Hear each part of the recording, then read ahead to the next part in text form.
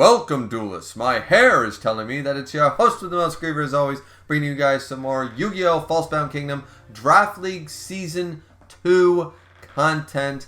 That was a bit of a mouthful, but yeah, here we are. In the first video, talking about the Draft League and all about Season 1, highlighting everything that basically happened in Season 1, how the draft went, who won. Congratulations to Tom for winning the Season 1 and stuff like that. I sort of realized that my runtime was going pretty freaking long to not only be covering all of Season 1 stuff and then jumping into talking about the rule set and stuff like that for Season 2, highlighting the new people that have joined and how we decided to tweak a few things and sort of make some concrete rules for Season 2. And then I went over the entire new rule set for Season 2 and discussed each rule, not at length, but long enough that splitting up the video is probably the best for both of us, you know. So here it is. This is just a quick intro. So we're going to be doing some really bad crops and getting right underway with talking about the rule set and Season 2 in general. So let's get underway. Now, before we jump into the Season 2 rule set and the new players and duelists involved and that kind of idea for Season 2 Draft League, I just want to say, because I forgot to, a quick shout out to Tom, who did actually win. Congratulations to Tom. Tom did win Season 1 with 165 points. Congratulations, Tom. We're all out for your neck this time, of course. So reigning champion Tom, and I believe we agreed that he gets top pick in the start of Season 2 rounds being a champion. So, yeah, so congratulations to Tom once again. But let's just jump into the Season 2. So right out of the gate, once again, this is a lot more polished. We had a lot more time. We all voted on rule changes, anything that was going to come up.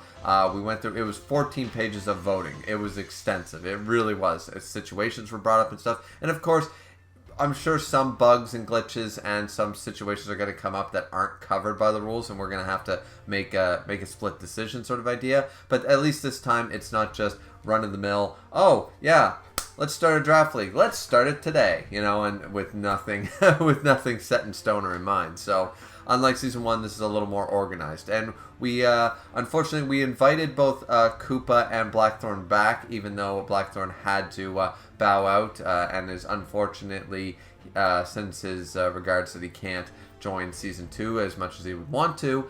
And Koopa, once again, we can't just seemingly get a hold of to even complete Season 1 of the draft. So unfortunately, neither one of those people will be returning for Season 2. But as far as I'm aware, they're all welcome back for Season 3 as long as they can commit to it. But currently right now, and once again, this might change. Maybe an 8th person will show up. But right now we have returning champion Tom, myself. We have Plays, and a new face who was around while we were playing Season 1, Graceful Shutdown.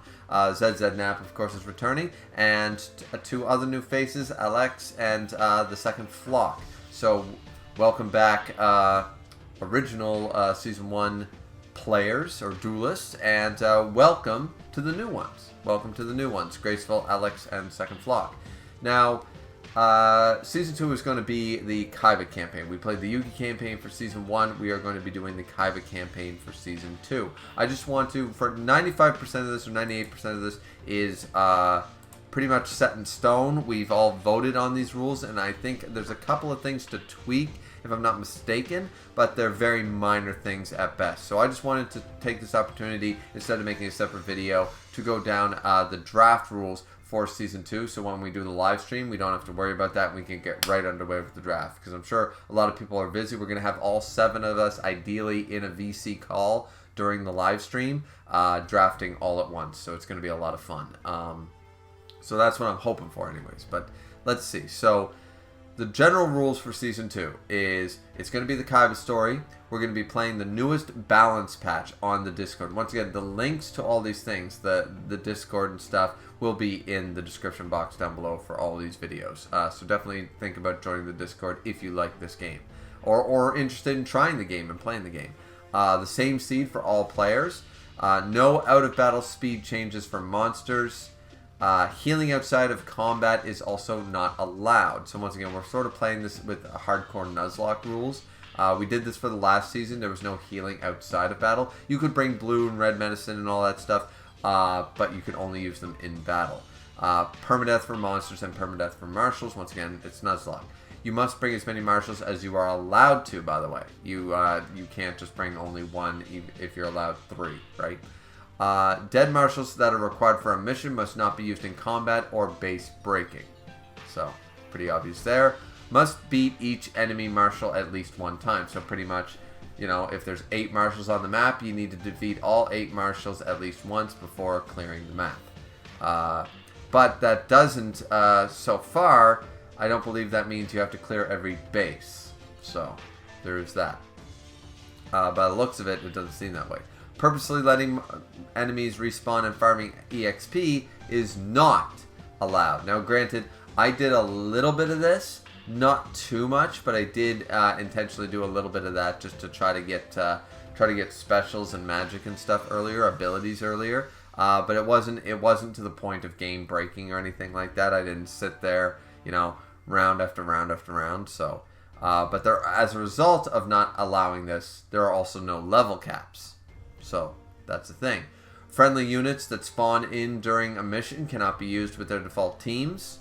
There you go, because once again, we're doing the unlock cheat code thing. So when a friendly marshal appears on the map, they're going to have the default teams, not the ones we draft and assign to our marshals. So you're not allowed to use them. If the game crashes or you cannot load saves, you must do the level over as if the result did not happen, period. So no losses, but no gains. Players must let the Egyptian god fight take at least 1 turn before they run away, because that is the cheap strategy. One that I never really utilized up until I met this community. I never realized, like, oh yeah, you can just do the run tactic. I mean, you guys have watched me. I've nuzlocked. I literally fight the god, and I just keep fighting. I just fight until they're dead, and I throw like 3 or 4 teams at the Egyptian god until I win, right? So, yeah. But as a result, you can cheapen a god fight because you will always be faster than the god. Almost all monsters are faster than the god, so you can always use the escape function. So you can get 3 attacks in, or 2 attacks in, and then escape. 2 attacks in, and then escape. We are not allowing that. The god must have at least 1 move. Regardless of what he does with that move is irrelevant, but he's got to have at least 1 turn. So no bases equipment are banned, so you can use anything. Healer, you can use barricade, you can use catapults, whatever, and you're allowed to pay for healing from the healer, but you cannot use this on already dead monsters. Now, Magician of Faith's ability can only be used once per level, so whoever drafts Magician of Faith can only use the Monster Reborn portion of Magician of Faith once per level. So that's going to limit that a little bit, because that's a little broken if not. If you are playing, please stream in the Discord if able, not required to speak or anything of the sort. We all just want to watch and enjoy. So, once again, this draft league is meant for fun. So those are the general rules. Now, here's where the scoring is. Now, the scoring rules only have a few points. We will be using Griever's point system of 200 life points. So yeah, once again, I'm credited with making the system. I think it was my idea, to be fair. And you lose 5 points for a monster death and 10 for a martial death. So, as I've already described. Losing Kaiba, however, results in a 50-point deduction, but you can continue without him. This is where we're going to be tweaking this a little bit, I believe. We need to determine how exactly does that work. Because, obviously, you still need to use Kaiba on some missions. If you use Kaiba before a mission where you require Kaiba to literally fight, I'm not sure exactly how that's going to work. So this is one of the rules that needs fine-tuning. What we decided was, if you lose your main marshal, you're going to have a 50-point deduction. So, yeah, that's a quarter of your points. It's a big one. That's a big one. I don't think any mission only has Kaiba, but for example, if you reached Dragon Lair, had already lost Kaiba and Pegasus, then there's an example of, can you still use Kaiba, but you got to use fresh monsters on him, right? So obviously the monsters will stay dead, but I'm unsure if the idea of continuing without Kaiba means you assign the new monsters to him or whatever. Anyways, doesn't matter. We'll have ironed out these details, before we start the draft. But the next one is failing a mission for a timeout or losing main base is also a 5-point deduction, but you can still continue. See, this is where, once again, you can go beyond the 200 points. The 200 points is simply for the 8 teams with 24 monsters total. However, losing your main character loses you 50 points, and failing a mission or a timeout or losing the main base still allows you 5-point deduction. So, losing a mission doesn't mean you lose the whole challenge, but you do still take a hit for it. This has been basically cleared up as a result. Any monsters that are lost, however, stay dead. That's the key thing. So if you play a mission and you are, you're halfway through and you lost 2 monsters, then you lose to a timeout. That means those monsters stay dead. You lose the 10 points and you lose an additional 5 points for timing out the mission or losing the mission. And here it is confirmed. Reaching 0 life points means you lose the challenge. And as far as I know, this is the scoring section. We talked about having a way to regain some life points and stuff like that, but I think that was voted down, and as a result, this is what it is. So we're sticking with the 200 life points, but you can easily be in the minus or the negative for that. So, but reaching 0 means you'll lose the challenge completely, which is sort of how I wanted to play from the get-go. If you use a point-based system, going into the negatives is just weird to me. So, yeah. Now, the draft rules themselves. So the draft will be a normal draft, 1, 2, 3, 4, 5, 6, 7, 7, 6, 4, 5, that kind of idea, right? We're doing it up, down, up, down, up, down. All 7 item change monsters can be drafted along with the double fusion monsters. The triple fusions are banned. Players can only, so Gate Guardian, Valkyrie, and, or Valkyrie and the Magna Warrior, and Blue Eyes Ultimate. Those 3 are gone. Players can only draft 1 item change and 1 fusion monster each. We will draft until all monsters are gone, unless there isn't enough to complete another round. No replacement monsters, since they will all be drafted, right? Last time we had reserve monsters. This time we're not having reserve monsters. They're just going to be drafted. And once monsters are drafted, monsters are assigned to a marshal of your choosing. They can only fight for that marshal until you declare the marshal dead and lose his points. So, for example, if you have 2 dead, if you have 1 dead monster on a marshal's team, and you want to add a monster from another team, the only way to do that is to kill off the marshal where you move the monster. The moved monster, that marshal needs to die, pretty much. So when you're recombining teams, you take a hit because you can play a marshal with only 2 monsters or 1 monster on the team. You're rolling the dice there, so you can take the hit and never use another marshal again and add 2 more monsters to the team. It's up to yourself how you play. Now, there's also the race category, which is quite simple. We will be doing an optional speed run. Talked about that already. Some people did a speed run, some people didn't. If you want to record your level times and gameplay footage, there's no bonus points rewarded for this, but you can still do it just to see how well you did. You can clock your time.